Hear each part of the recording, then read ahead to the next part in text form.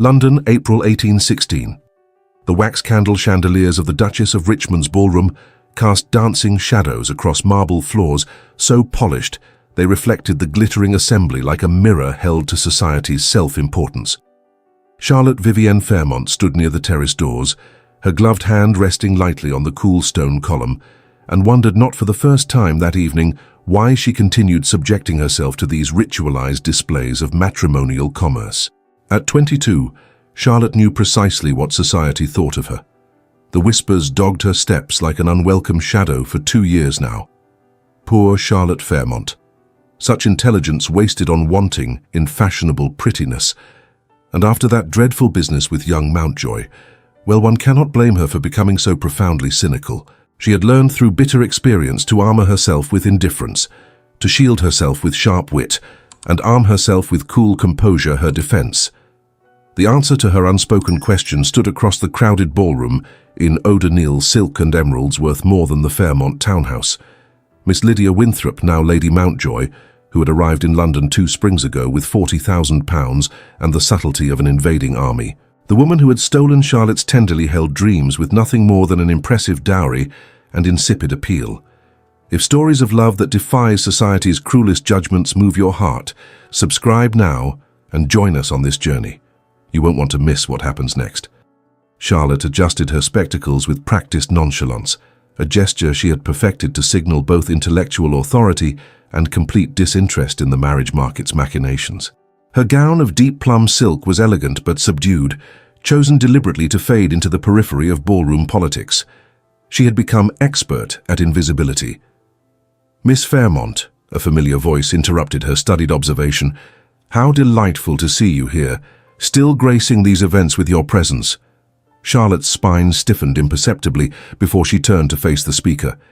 Lady Sophronia Blackwell regarded her with the particular smile of a woman who thrived on others' discomfort, her fan moving in languid arcs that sent her perfume wafting across the space between them.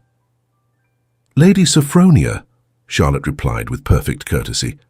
"The Duchess's gatherings are always so diverting, one never knows what entertainment the evening might provide."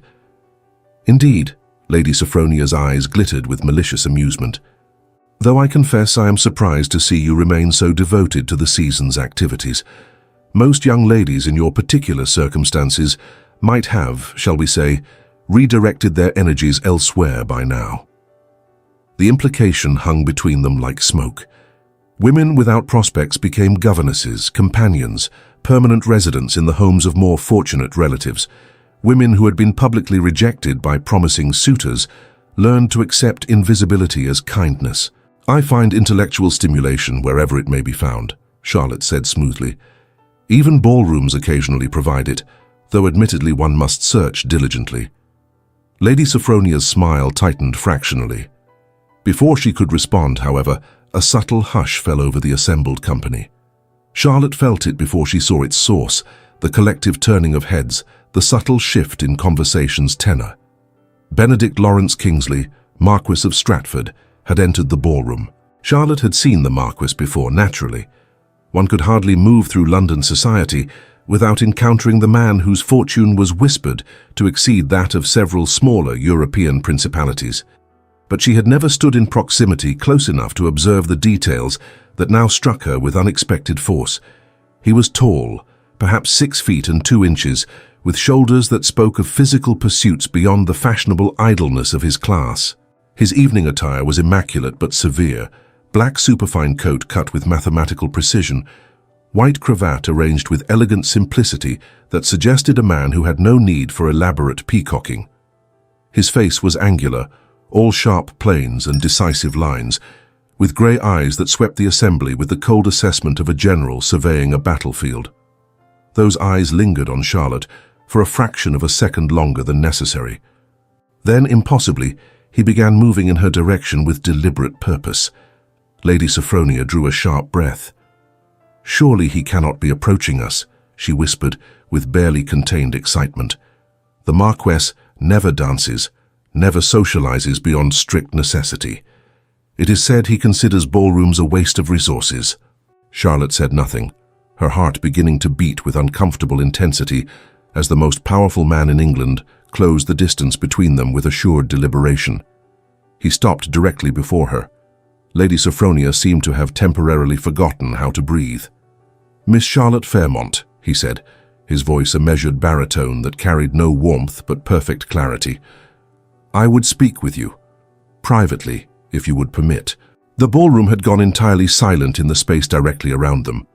Charlotte could feel dozens of eyes fixed upon her back, hear the beginning whispers already starting their inevitable circuit. "Lord Stratford," she managed, proud that her voice remained steady, a touch of challenge in her steady tone. "I am not certain that would be proper without chaperonage." "Your father, Baron Fairmont, is present," he replied without inflection. "I have already secured his permission for this conversation. If you would accompany me to the library, we shall leave the door appropriately ajar and position ourselves in clear view of the corridor. Your character shall suffer no detriment." It was not a request. It was a clear statement of necessary order, delivered with the absolute confidence of a man accustomed to having his organizational decisions accepted without question. Charlotte glanced at Lady Sophronia, whose expression had cycled through shock, envy, and now barely suppressed fury. Something rebellious stirred in Charlotte's chest, something that had been sleeping since Philip Mountjoy had shattered her foolish heart 2 years prior. "Very well," she said, her hand decisively setting her untouched crystal glass aside. "Lead the way, my lord." The walk through the ballroom felt interminable. Charlotte kept her gaze forward, refusing to acknowledge the stares that followed their progress like searchlights. The marquess moved with mechanical efficiency, neither hurrying nor dawdling, his bearing suggesting this was merely another item on an extensive list of tasks requiring execution. The library was mercifully empty, its walls lined with leather-bound volumes that gleamed in the light of scattered candles. True to his word, the marquess positioned them near the open doorway where passing servants could observe their interaction, though the angle prevented easy eavesdropping. "Miss Fairmont," he began without preamble, "I have conducted extensive research into your circumstances, character and intellectual capabilities. You are 22 years of age, unmarried, daughter of Baron Fairmont, whose financial difficulties are substantial, though not yet publicly acknowledged. You read Latin and Greek, correspond with several notable scholars under a masculine pseudonym, and possess mathematical aptitude unusual in either sex. 2 years ago, you were courted by Lord Philip Mountjoy, who subsequently broke the attachment in favor of Miss Winthrop's superior dowry. You have since cultivated a reputation for cynicism that I suspect is partly genuine and partly defensive posturing." Charlotte's face burned with humiliation at having her private disasters catalogued with such clinical precision. She opened her mouth to deliver a cutting dismissal, but he continued without pause. "I require a wife," he stated flatly, "not for romantic purposes, but for practical necessity. My mother is deceased, my sisters are married and managing their own households, and I find myself in need of a capable woman to manage social obligations that interfere with more productive use of my time. Additionally, societal pressure regarding my unmarried state has become tedious." He paused, grey eyes fixing on her with uncomfortable intensity. "I do not want a wife who will bore me with vapid conversation or expect romantic declarations I have no intention of providing. I do not want a wife who will interfere with my business interests or demand emotional attention I consider inefficient allocation of resources. I want a wife who understands that marriage is a practical arrangement providing mutual benefit, nothing more." Charlotte found her voice at last, though it emerged colder than she intended. "And you believe I am such a woman? How flattering, Lord Stratford. You paint me as the perfect candidate for loveless matrimony." "I paint you as intelligent enough to recognize opportunity when presented," he corrected without emotion. "Your father's debts will be cleared. Your mother and sisters will be provided for. You will have access to resources that will allow you to pursue intellectual interests without restriction. In exchange, you will manage my household, serve as hostess for necessary entertainments, and provide the appearance of domestic propriety that society demands." He tilted his head fractionally, studying her reaction. "I am not offering romance, Miss Fairmont. I am offering security, respect for your intelligence, and freedom from financial anxiety. If you accept, we shall marry by special license within 3 days. I see no purpose in extended courtship when both parties understand the terms of the arrangement. Charlotte's intellect engaged through the implications with the same analytical speed that had made her scholarly correspondence so valued. Her father's debts were indeed crushing, an immediate existential threat to her entire family's survival. Her two younger sisters needed dowries if they were to have any chance at properly established marriages. Her mother's health declined under the stress of poverty's encroachment, and Charlotte herself had long since abandoned foolish dreams of love. Philip Mountjoy had cured her of that delusion with brutal efficiency. "Why me?" she asked quietly. "There are dozens of women who would accept such an arrangement. Why choose the one with a damaged reputation?" "Your reputation is irrelevant to my purposes," he replied with the same mechanical precision. "What matters is that you possess the sharp intellect to manage complex social situations, the cynicism to accept a practical arrangement without harboring secret hopes of transformation, and the pride to maintain appropriate dignity as Marchioness of Stratford. You will not discredit my name, Miss Fairmont, and I suspect that marrying the wealthiest man in England will provide certain satisfactions regarding those who previously dismissed your value. To secure a position above those who whispered about her held undeniable appeal." He was right, Charlotte realized with crystalline clarity. Walking into every ballroom as Marchioness of Stratford, possessing rank and power beyond any woman who had whispered about her, watching Philip Mountjoy's face when he realized what she had become, the prospect held undeniable appeal. "I accept," she said, before courage could fail her. 3 days, you said." For the first time, something that might have been approval flickered across his austere features. 3 days, he confirmed. "I shall call upon your father tomorrow morning to finalize arrangements. You need not develop tender feelings, Miss Fairmont. Simply be capable, and we shall deal together admirably." As he escorted her back to the ballroom, Charlotte felt as though she were watching herself from a great distance. She had just agreed to marry a man who viewed her as one might view a particularly useful piece of machinery, yet somehow, after 2 years of hollow grief and bitter isolation, the cold clarity of his proposal felt almost like relief. At least, there would be no false promises this time, no declarations of admiration that would curdle into expedient betrayal, just honest transaction between two people who understood exactly what they were purchasing. The wedding took place 3 days later, in the drawing room of the Fairmont townhouse in Bloomsbury, with only immediate family present and a bishop procured through the marquess's extensive influence. Charlotte wore a gown of ivory silk that her mother had frantically altered from an older dress, her hands steady as she repeated vows that felt more like business contract than sacred promise. Benedict Lawrence Kingsley slid a ring onto her finger, its single diamond so large it seemed almost vulgar, and kissed her forehead with the impersonal efficiency of a clerk stamping documents. Then it was done. She was Charlotte Vivian Kingsley, Marchioness of Stratford, wife to the wealthiest and most feared man in England. Their wedding breakfast was a subdued affair. The Marquess, Benedict, she must learn to think of him as Benedict, spent most of the meal discussing financial arrangements with her father, issuing drafts that would clear the Baron's debts and provide comfortable income for Charlotte's family.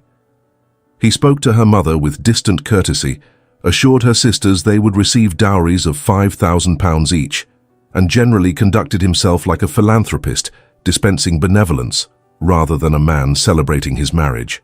When the breakfast concluded, he escorted Charlotte to his carriage, a sumptuous vehicle bearing the Stratford arms, and they departed for his townhouse in Grosvenor Square. The house was magnificent, all classical proportions and expensive restraint. A small army of servants materialized to greet them, the housekeeper, Mrs. Daventry, angular and efficient, explaining the household organization with military precision. Benedict listened to ensure nothing had been neglected, then turned to Charlotte. "Mrs. Daventry will show you to your chambers," he said formally. "The Marchioness's suite has been prepared. You will find your belongings have already been transferred and unpacked. Tomorrow morning we shall review the household accounts and social calendar. For this evening, I suggest you rest. The past days have doubtless been taxing." He bowed, perfectly correct, and withdrew to his own quarters without another word. Charlotte followed Mrs. Daventry up the sweeping staircase, through corridors hung with portraits of stern-faced Kingsley ancestors, to a suite of rooms so luxurious they took her breath away. The bedchamber alone was larger than the entire first floor of the Fairmont townhouse, with windows overlooking a private garden and furnishings that spoke of wealth so vast it rendered normal concepts of expense meaningless. A connecting door led to an adjoining chamber, presumably Benedict's rooms. Charlotte noted the heavy lock on her side of the door with mingled relief and something that might have been disappointment. It was a testament to Benedict's scrupulous adherence to the letter of their contract, a formality which felt excessively correct. Not that she wanted marital intimacy with a man who had married her for managerial efficacy. Of course not. She dismissed the hovering lady's maid, another new servant, trained and efficient, and attended to her toilet automatically, still wearing her wedding finery. Outside, London moved through its evening rhythms.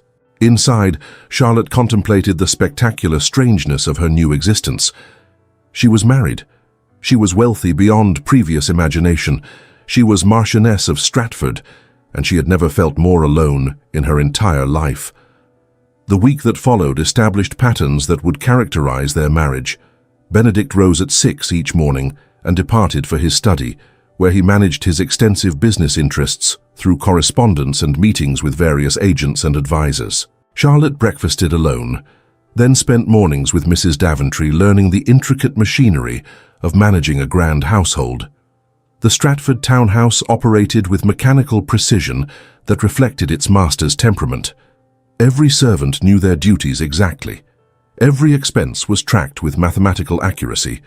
Every social obligation was catalogued in leather-bound ledgers that Benedict reviewed with the same attention he applied to shipping manifests and railway investments. They took luncheon together in the smaller dining room, conversations limited to household matters and upcoming social engagements. Benedict inquired about her comfort, ensured she had everything necessary, and treated her with the same distant courtesy one might extend to a valued secretary. Yet Charlotte began noticing small things that did not quite fit the picture of complete emotional detachment he projected. On the third day of their marriage, she found a stack of books in the library with a note in his angular handwriting. "Thought these might interest you." They were recent publications on mathematics and natural philosophy, precisely the subjects that most engaged her intellectual curiosity. On the 5th day, when she mentioned in passing that she found the Marchioness's sitting room too dark for comfortable reading, he had additional lamps and better-positioned furniture delivered by that afternoon. On the 6th day, during one of their business-like luncheons, he asked her opinion on a proposed railway investment. When she pointed out a potential flaw in the projections, he listened with genuine attention and subsequently declined the opportunity, later telling her that her analysis had saved him approximately £15,000. "You have excellent instincts for pattern recognition," he said, something like approval warming his usual cold tone. "I should like to consult you on future investments if you would not find it tedious." Charlotte assured him she would not. In truth, she found these glimpses of intellectual partnership oddly satisfying. Perhaps this marriage would not be entirely devoid of stimulation after all. Their first public appearance as a married couple was scheduled for the Duchess of Richmond's spring ball, exactly 1 week after their wedding. Charlotte dressed with unusual care, selecting a gown of deep sapphire silk that transformed her usually unremarkable coloring into something approaching elegance. Her new lady's maid, Marjorie, dressed her hair in an elaborate arrangement that suited her far better than the simple styles she had worn before. Benedict entered her chambers as she finished her preparations, having knocked and waited for permission in his scrupulously correct manner. He studied her for a long moment, his expression unreadable. "You look well," he said finally. "The jewels." It was a rare instance of admiration from a man who valued precision above appearance. Charlotte blinked in confusion until he produced a leather case from his coat pocket. Inside lay a sapphire and diamond set that must have cost a fortune even by Stratford standards. Necklace, earrings, and bracelet that caught the lamplight with cold fire. "These were my grandmother's," he explained, his voice carefully neutral. "The Marchioness of Stratford traditionally wears them. They suit your coloring." He fastened the necklace himself, his fingers surprisingly soft against her skin, contradicting his rigid control. Charlotte watched in the mirror as the sapphires settled against her throat, transforming her from Charlotte Fairmont into someone who might plausibly be the Marchioness of Stratford. "Thank you," she said quietly. "Practical necessity," he replied, stepping back. "A marchioness must look the part. Shall we depart?" The carriage ride to the Duchess's residence was silent but not uncomfortable. Charlotte found herself studying her husband's profile in the dim light filtering through the windows. His face was all sharp angles and austere planes, handsome in a severe way that suggested neither softness nor mercy. Yet the way he had fastened those jewels, the care he had taken not to pull her hair, there had been something gentle in the gesture that contradicted his usual mechanical efficiency. Perhaps, Charlotte thought, there were depths to Benedict Lawrence Kingsley that he preferred to keep hidden. Perhaps his cold pragmatism was itself a form of armor, protection against vulnerabilities he refused to acknowledge. Or perhaps she was projecting foolish hopes onto a man who had been perfectly clear about his emotional limitations. Charlotte forcibly reminded herself that she had accepted this marriage with open eyes, that expecting more than practical partnership was the path to disappointment. The Duchess of Richmond's ballroom blazed with light and life, every surface gleaming with the concentrated wealth and power of the ton.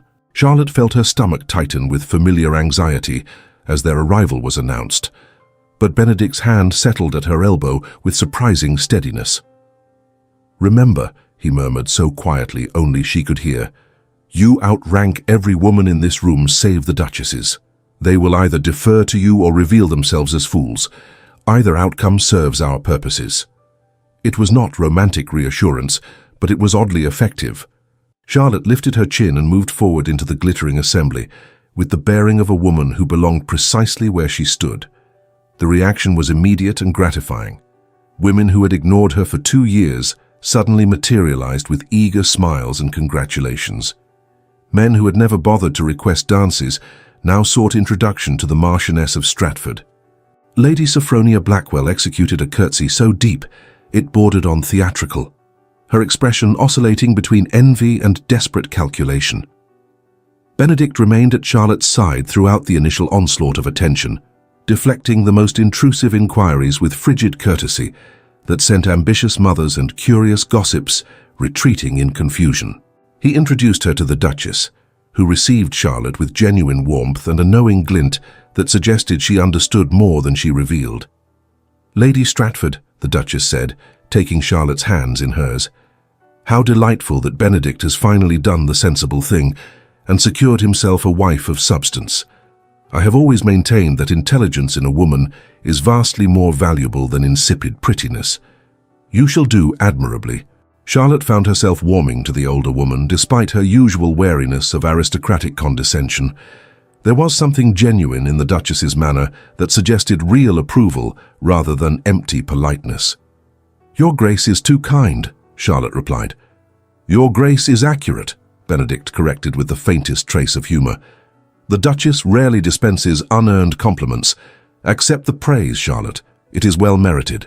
The use of her given name rather than formal address sent unexpected warmth through Charlotte's chest.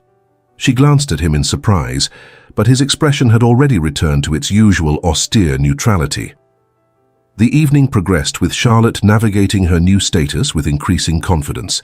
She danced twice with Benedict. His skill surprised her, as did the way his hand at her waist felt both perfectly proper and somehow more intimate than strictly necessary. They moved through the figures with synchronized precision that matched their practical partnership.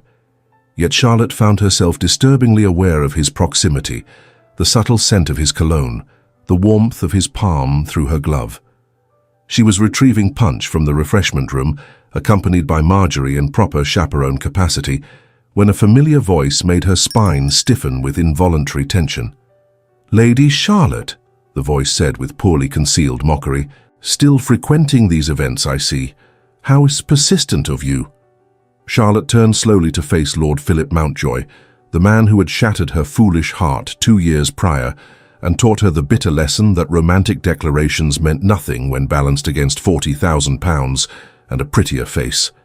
He looked older than she remembered, dissipation beginning to show in the puffiness around his eyes and the slight thickening of his waistline.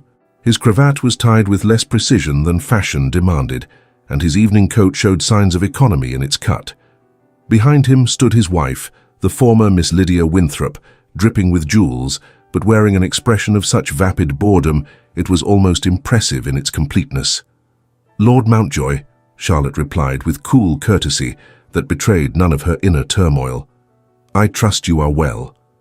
"Well enough," he said with the particular smile of a man who believed himself clever. "Though I confess surprised to see you here. Most ladies of your age and, shall we say, circumstances might have redirected their energies elsewhere by now. The marriage market can be so unkind to those who linger past their prime." The cruelty was deliberate, designed to remind her of her public humiliation at his hands. Charlotte felt her face heat with anger and shame, even as she struggled to maintain composure. "Still unwed, then?" Philip continued, warming to his theme with the obliviousness of a man accustomed to his own wit. "What a pity.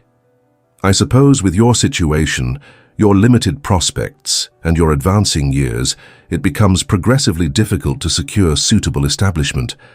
Of course, you were always rather too bookish for most gentlemen's taste. Men generally prefer wives who—" "Lord Mountjoy," a cold voice interrupted from directly behind Charlotte, a voice that cut through Philip's monologue like a blade through silk. "Are you addressing my wife?" Charlotte felt Benedict's hand settle at her waist with unmistakable possession, the warmth of his body radiating against her back. She turned her head slightly and found him standing so close that propriety was stretched to its limits, his grey eyes fixed on Philip with an expression of such concentrated disdain that the younger man actually took a physical step backward. Your wife," Philip stammered, his face cycling through shock, disbelief and dawning horror in rapid succession. "Lady Charlotte you are married to—" "The Marchioness of Stratford," Benedict corrected with frigid precision, each word enunciated with the clarity of a judge pronouncing sentence. "My wife, Lady Stratford, whom you appear to be addressing with remarkable familiarity, given that I do not recall granting you permission for such liberty." The ballroom had gone silent around them. Charlotte could feel dozens of eyes burning into her back, could hear the sudden cessation of conversation as society's most powerful predators scented blood in the water. Philip's wife, Lady Mountjoy, had gone pale beneath her rouge. Clearly she understood the implications even if her husband remained too shocked for proper comprehension. I had no idea," Philip managed, his earlier confidence evaporating like morning mist. "I merely was inquiring after Lady Stratford's welfare. Old acquaintance, you understand. No offence intended." "No offence intended," Benedict repeated with the same glacial precision. "How remarkable. You suggest my wife has limited prospects, advancing years and insufficient appeal for gentlemen's taste, but intend no offence. I confess I am curious, Lord Mountjoy, what precisely you would say if offence were your intention." Charlotte felt a rush of cold air as Benedict's words settled on Philip. Benedict was defending her. More than defending, he was methodically destroying Philip's pretensions with the same cold efficiency he applied to business rivals. "My lord, I apologize if I gave offence," Philip stammered, his face now flushed with humiliation. "I merely meant, that is, I did not realize.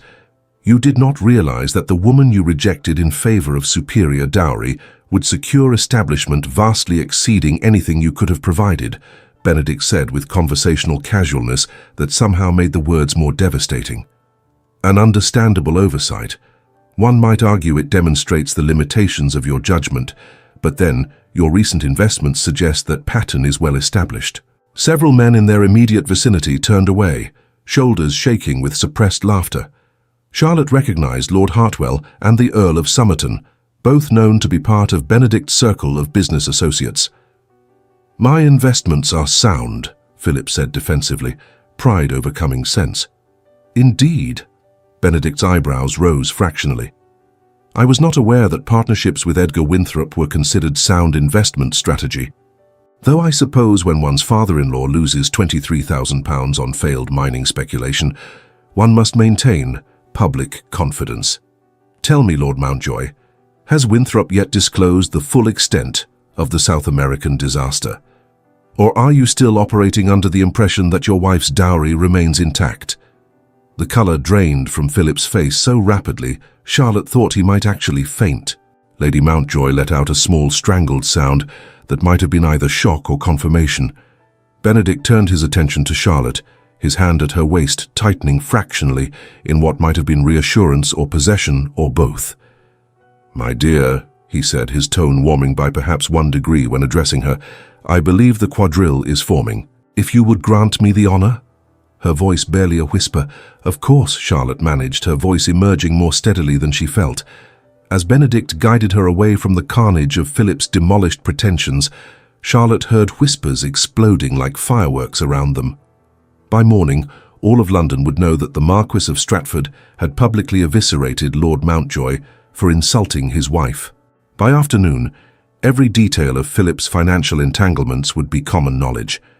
The man was socially destroyed, and Benedict had accomplished it in less than 5 minutes with nothing but cold precision and carefully deployed information.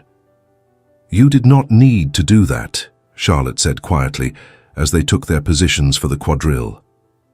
She felt profound relief that her hands were trembling slightly, whether from anger, relief, or something more complicated she could not determine. "On the contrary," Benedict replied, his grey eyes meeting hers with unexpected intensity. "I needed to do precisely that. You are my wife. An insult to you is an insult to me. I do not tolerate insults." "Is that the only reason?" The question escaped before Charlotte could prevent it. Something flickered across Benedict's austere features, gone too quickly to identify. "Does it matter?" he asked quietly. "The result is the same." The music began before Charlotte could formulate a response. They moved through the dance with the same synchronized precision that had characterized their earlier waltz, but now Charlotte found herself intensely aware of every point where their hands touched, every moment when the figures brought them close enough for her to see the fine lines at the corners of his eyes, to notice the way his jaw tightened almost imperceptibly when she smiled at something Lord Hartwell said during a brief partner exchange. When the dance concluded, Benedict did not immediately release her hand. Instead, he leaned closer, his breath warm against her ear as he murmured, "Are you well?" That confrontation was distressing. "If you wish to depart, we shall leave without loss of dignity." "I am well," Charlotte assured him, surprised by how true it was. "Better than well." "Is it terribly petty that I enjoyed watching Philip's face?" "If enjoying justice is petty, then we are both guilty," Benedict replied, and unless Charlotte was mistaken, there was genuine amusement in his voice. "Come. The Duchess is beckoning. No doubt she wishes to glean every detail for her own purposes." The period of a week passed, bringing gradual but unforeseen shifts in their relationship. Benedict began joining Charlotte for breakfast, rather than disappearing immediately to his study. He inquired about her plans for the day, asked her opinions on various matters beyond mere investments, and generally demonstrated increased interest in her activities. When she mentioned wanting to visit the British Museum to view their collection of Greek antiquities, he not only encouraged the expedition, but insisted on accompanying her, spending 3 hours examining pottery and sculptures with every appearance of genuine interest rather than obligatory husbandly indulgence. "You have excellent eye for artistic merit," he observed as they studied a particularly fine example of red figure vase painting. "Do you draw or paint?" "I used to sketch," Charlotte admitted, "but supplies were expensive, and I discontinued the practice when my father's circumstances declined." The next day, a complete set of artist's materials appeared in her sitting room: papers of various weights, charcoals, colored chalks, paints, and brushes of professional quality. The accompanying note read simply, "Thought you might resume the practice. B." Charlotte stared at the gift for a long moment, something warm and bright expanding in her chest. This was not practical necessity. This was thoughtfulness, attention to her unexpressed desires, care manifested in material form. She sought him out in his study that afternoon, finding him bent over correspondence with his usual focused intensity. "Benedict," she said from the doorway. He looked up, setting aside his pen with attention that felt increasingly less like courtesy and more like genuine interest. "Charlotte, is something amiss?" "No," she assured him quickly. Quite the opposite. I wanted to thank you for the artist's supplies. They are extraordinarily generous. They bring you pleasure, he asked, something that might have been satisfaction warming his expression. Immense pleasure, she confirmed. Then the expense is justified, he said simply. I find that your happiness has become important to me. An unexpected development, but not unwelcome. Charlotte moved further into the room, emboldened by his words. May I ask you something? Of course.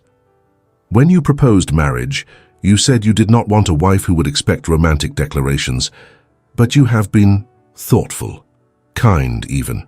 Is that merely good household management, or is it something more?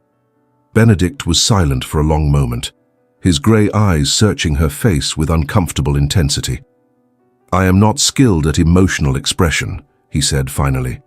My father raised me to value logic over sentiment, efficiency over affection.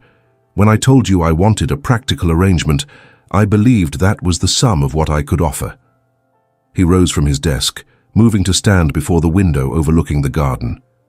But I am discovering, he continued quietly, that logic and sentiment are not mutually exclusive, that one can appreciate a person's intellectual capacity while also finding pleasure in their company, that providing for someone's happiness can be both practical investment and genuine care. He turned to face her directly. I bring you books because I enjoy seeing your face when you discover a new idea. I consult you on investments because your insights are valuable, yes, but also because I find our discussions stimulating in ways that have nothing to do with financial return. I defended you at the ball, not merely because insults to my wife reflect poorly on me, but because hearing Mountjoy mock you made me want to cause him actual physical harm. Charlotte's breath caught. That sounds rather like affection, she managed. Does it? Benedict asked, something vulnerable entering his expression. I confess I lack the expertise to identify it with certainty. My experience with affection is limited. Charlotte crossed the distance between them with sudden decision, stopping close enough to see the fine detail of his eyes, the subtle tension in his jaw. Then perhaps, her voice soft with renewed courage, we might learn together. I too am unpracticed in affection, thanks to previous betrayal, but I find that I enjoy our partnership. I value your opinion, respect your intelligence, and appreciate your unexpected kindness. And when you defended me against Philip, I felt something I had not expected to feel again. The possibility that I might trust someone with more than practical matters. Benedict's hand rose to cup her cheek with surprising gentleness, his thumb brushing across her skin in a gesture that felt more intimate than any words. The hand that managed empires proved surprisingly delicate. I do not make promises I cannot keep, he said quietly. I cannot promise passionate declarations or romantic gestures, but I can promise honesty, respect, and commitment to your well-being. If that is sufficient foundation, perhaps we might build something more substantial than mere practical arrangement.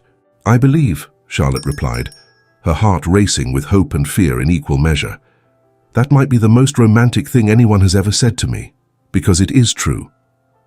Benedict's austere features softened into something approaching a smile. Then, with careful deliberation that gave Charlotte ample opportunity to withdraw if she wished, he leaned down and kissed her. It was nothing like the perfunctory kiss at their wedding. This was warm, questioning, seeking connection rather than merely fulfilling obligation. Charlotte's hands rose to his shoulders, steadying herself as the world tilted and reformed around this new reality. Her husband, her intellectual partner, kissing her as though she mattered, as though he wanted her, as though this marriage might become something neither of them had anticipated. Their bodies moved with the same careful synchronicity as their minds. When they finally separated, both slightly breathless, Benedict rested his forehead against hers. I believe, he murmured, that I may be developing feelings that exceed the boundaries of practical partnership. It is disconcerting, but not unwelcome. Charlotte laughed, the sound emerging more freely than it had in years. Benedict watched her, a slow satisfaction replacing his usual sternness. Disconcerting, but not unwelcome. I shall have that engraved on my heart. Mock me if you must, he replied, but there was warmth in his voice that had not been present in their early interactions. I am attempting to navigate unfamiliar territory with limited navigation tools." "Then we shall navigate together," Charlotte promised. "I believe that is what partners do." The weeks that followed brought gradual yet unforeseen shifts in their relationship. Benedict began spending evenings in Charlotte's sitting room rather than isolating himself in his study, reading companionably while she sketched or wrote letters. They attended social events together, and Charlotte noticed the way his hand at her waist had become more possessive, more protective, the way he steered her away from tedious conversations with increasingly adept social navigation. More significantly, they talked about everything and nothing: investments and poetry, mathematics and music, childhood experiences and future hopes. Benedict revealed unexpected depths, sharing stories of his mother's death when he was 12, his father's subsequent unyielding distance, the loneliness of being raised to value logic above all else. "I think," he said one evening as they sat before the fire in her sitting room, "that my father damaged me rather thoroughly. He genuinely believed that emotions were weakness, that affection was liability. He raised me to be impervious to such vulnerabilities." "But you are not impervious," Charlotte observed gently. "You simply learned to hide what you felt." "Perhaps," Benedict acknowledged, "or perhaps I never developed the capacity until I married a woman who made me want to try." Charlotte set aside her book, giving him her full attention. "Is that what I am doing? Making you want to try?" "That is precisely what you are doing," he confirmed. "It is uncomfortable and inefficient, and I find myself thinking about you at inconvenient moments. Quite vexing, really." "Poor Benedict," Charlotte teased. "Burdened with inconvenient thoughts about your own wife. However will you manage?" He pulled her against him with uncharacteristic spontaneity, his arms wrapping around her with surprising strength. "I shall manage," he murmured against her hair, "by accepting that some inefficiencies are worth tolerating. You, Charlotte, are worth considerable inefficiency."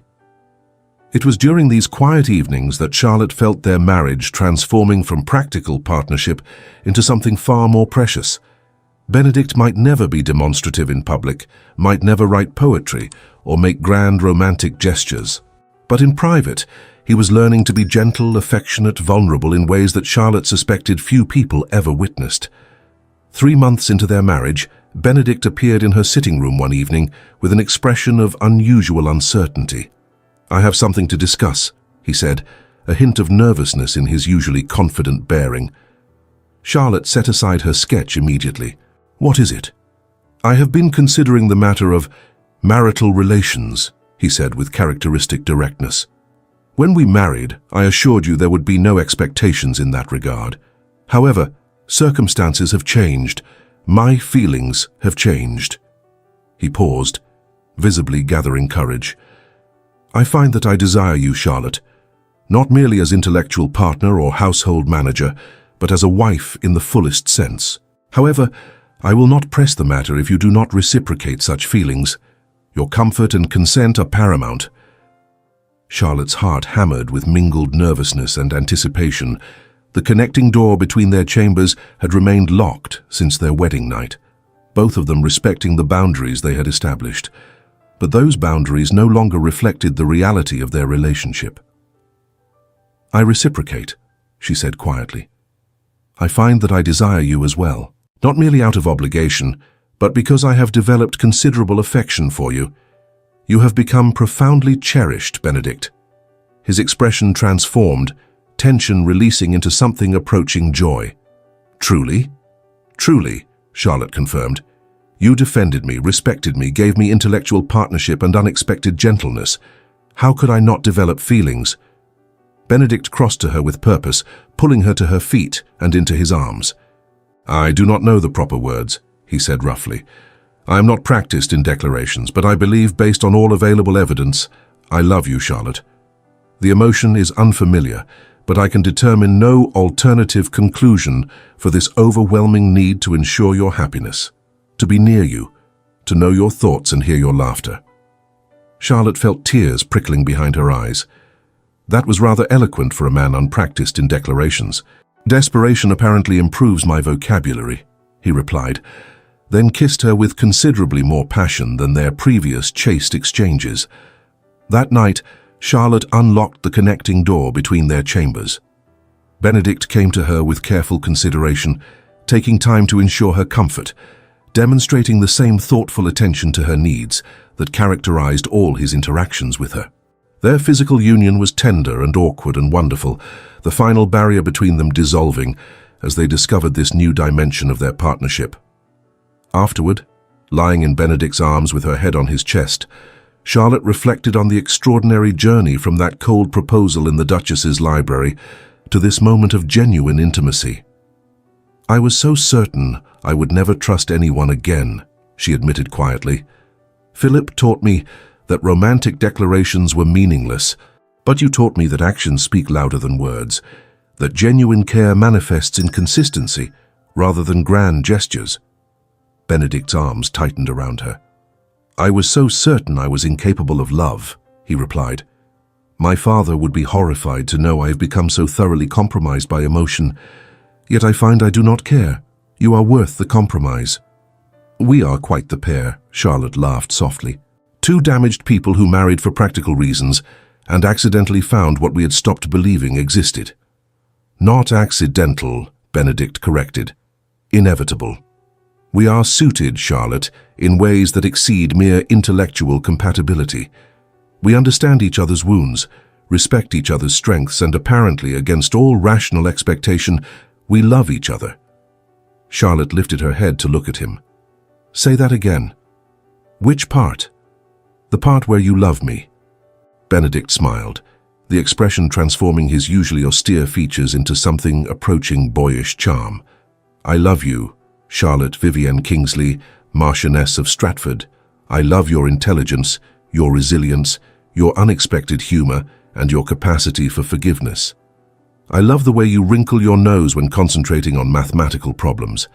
I love your terrible singing voice and your excellent Latin and the way you argue with me about investments. I love everything about you, which is entirely impractical and profoundly inconvenient and absolutely wonderful." Charlotte kissed him, pouring into the gesture all the affection and gratitude and hope that his words had kindled in her heart. "I love you too," she said against his lips. "My cold, logical, secretly romantic husband who brings me books and destroys my enemies and makes me believe in happiness again." They remained thus for a long time, talking and touching and discovering the joy of physical intimacy combined with genuine emotional connection. It was, Charlotte thought hazily, as sleep finally claimed her, the opposite of her experience with Philip. Where that had been all romantic words and hollow promises, this was solid actions and genuine care wrapped in awkward honesty. She had married for security and found love. She had accepted practical arrangement and discovered true partnership. It was more than she had dreamed possible when she stood in that ballroom 2 years ago, watching Philip choose wealth over affection.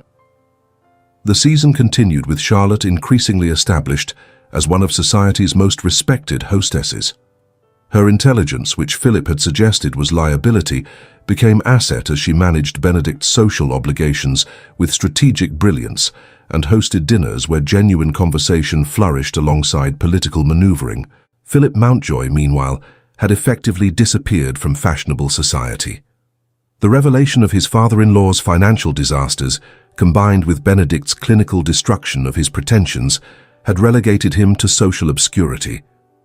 Charlotte occasionally saw him at larger events, always hovering at the periphery, his wife looking increasingly unhappy beside him. She found she felt neither triumph nor bitterness when confronting this evidence of his fall. Rather, she felt profound gratitude that his rejection had freed her to find something infinitely better than what he could have offered. 5 years after their marriage, Charlotte stood in the drawing room of Stratford Manor in Gloucestershire, watching her husband play with their 3 children in the garden visible through the tall windows. Benedict had transformed from cold, efficient machine into devoted father, who somehow managed to maintain his business empire while also building elaborate toy castles and telling stories about Greek heroes to enthralled young listeners. Their eldest daughter, Catherine, had inherited Benedict's mathematical aptitude and Charlotte's stubborn independence. Their middle child, Thomas, showed early promise as natural diplomat who could charm anyone. Their youngest, Elizabeth, was still more interested in destroying her siblings' constructions than building her own, but her laughter was sunshine made audible.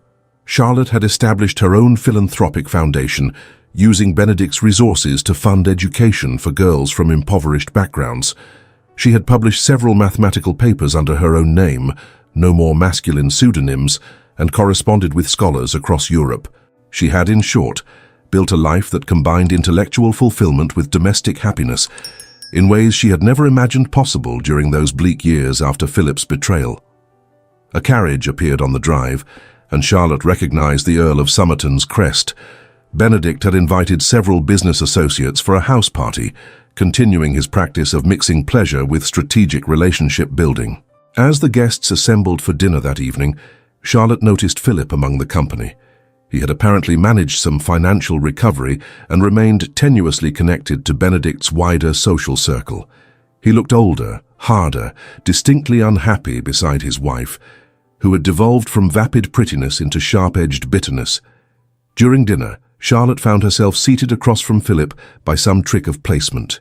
He avoided her eyes throughout the meal, clearly uncomfortable with the radical reversal of their circumstances. It was during the ladies' withdrawal to the drawing room that Lady Mountjoy approached Charlotte with calculation barely concealed behind polite smile. "Lady Stratford," she said with forced warmth, "what a lovely home you have.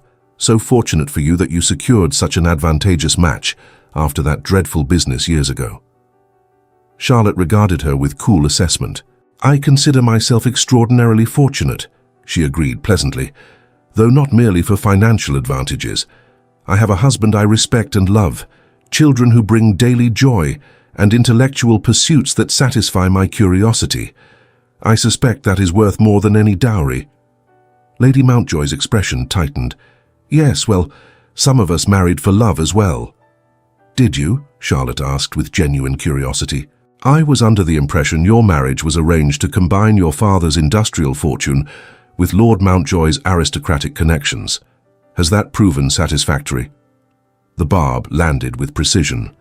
Lady Mountjoy's face flushed with anger before she retreated with barely muttered excuse.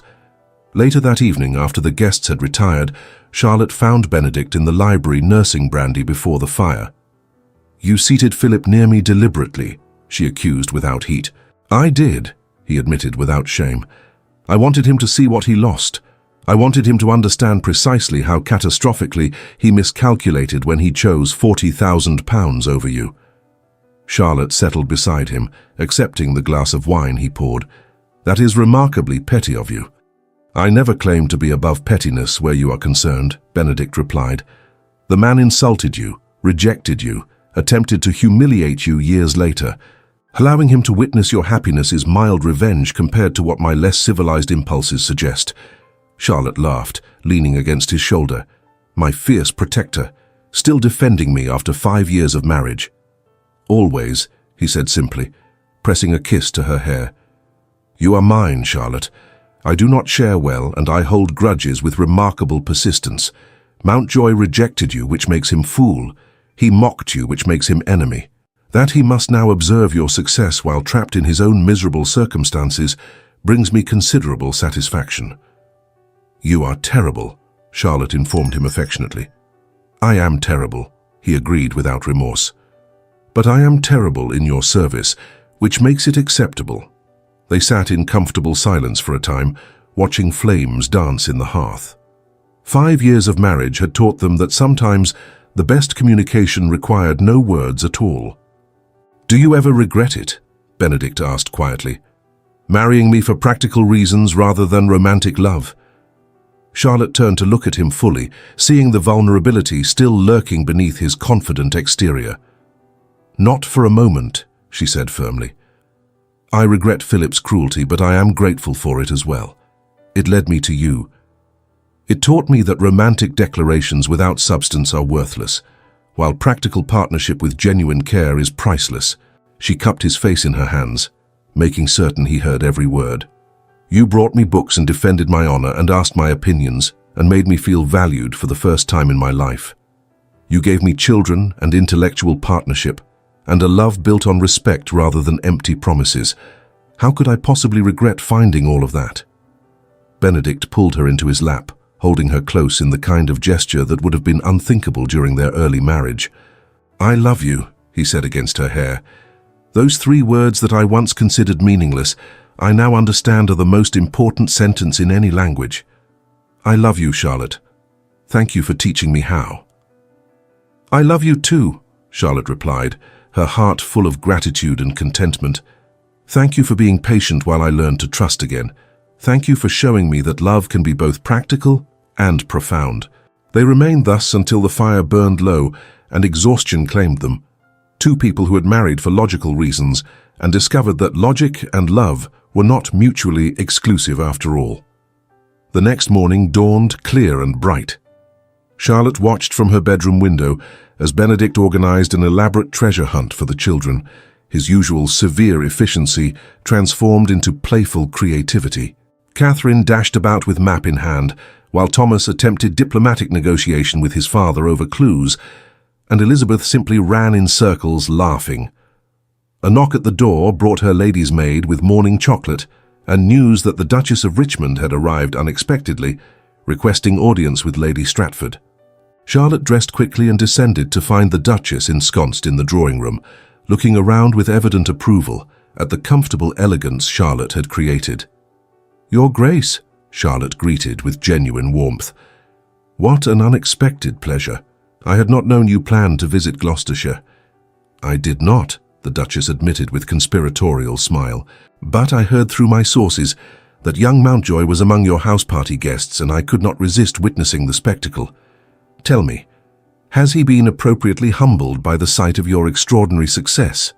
Charlotte laughed. "Your Grace delights in schadenfreude. At my age, my dear, one takes delight where one finds it," the Duchess replied without shame, "and there is particular satisfaction in watching a foolish young man reap consequences of his poor judgment. He rejected you for money and now has neither happiness nor security, while you have both in abundance. It is almost poetic." "You are terrible," Charlotte informed her. "I am a duchess," came the amused reply. "I am permitted to be terrible. Besides, I have particular fondness for you, child.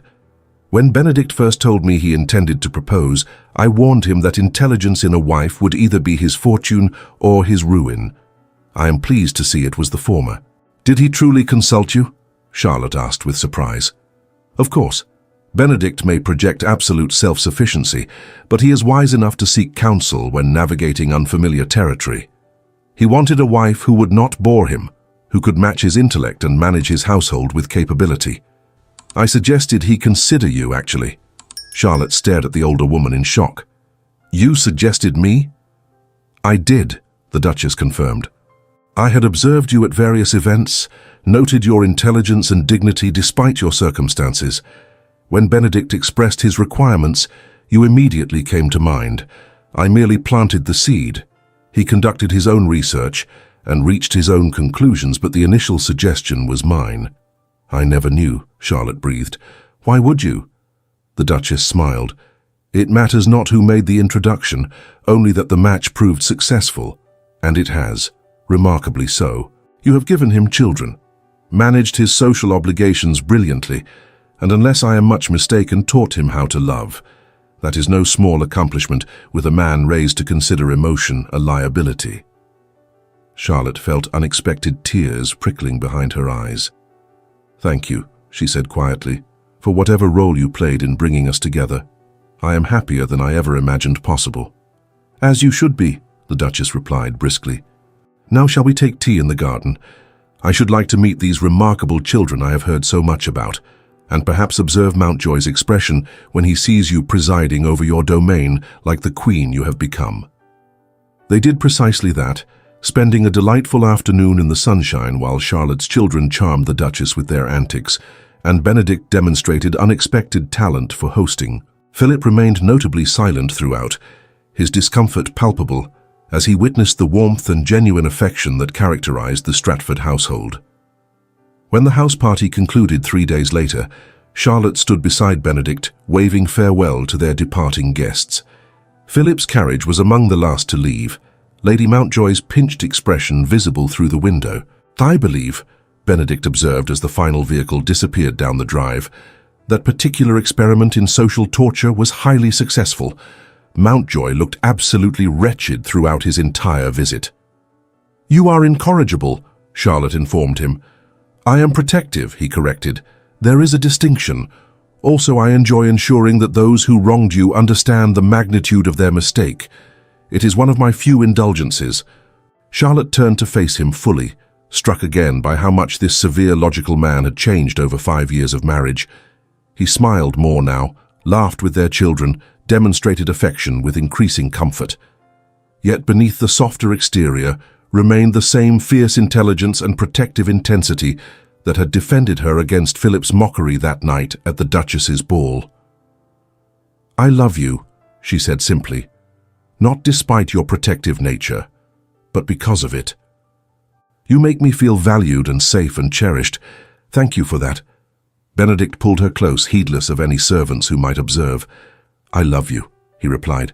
"Thank you for teaching me that love and logic need not be enemies, that practical partnership can evolve into profound connection. You transformed me, Charlotte. You made me better than I was." "We transformed each other," Charlotte corrected. "We built something neither of us expected from the ruins of our separate disappointments. That is rather extraordinary." "It is," Benedict agreed. "Now come. I believe our eldest daughter has questions about Greek mythology that require answering, and our son appears to have convinced the cook to allow him kitchen access, which cannot end well. The duties of parenthood call." They walked back toward the house hand in hand, the afternoon sun warm on their faces. Behind them, the Gloucestershire countryside stretched in peaceful prosperity. Ahead, 3 children and a lifetime of partnership awaited. Charlotte reflected that she had entered marriage expecting nothing beyond security and intellectual companionship. She had found instead a partner who valued her mind, protected her dignity, loved her with increasing skill, and gave her family and purpose and joy beyond measure. Philip Mountjoy had taught her that romantic declarations meant nothing without substance. Benedict Kingsley had taught her that substance without romantic declarations was itself the deepest form of love. And in teaching each other how to love honestly, practically, profoundly, they had built something that would endure long after society's gossip faded and titles passed to the next generation. They had built a marriage worth having, a partnership worth cherishing, and a love worth celebrating every single day. Thank you so much for staying with us until the end. If this story touched your heart, please like, subscribe, and share with someone who needs to hear it. Your support helps us continue creating stories of love, resilience, and hope.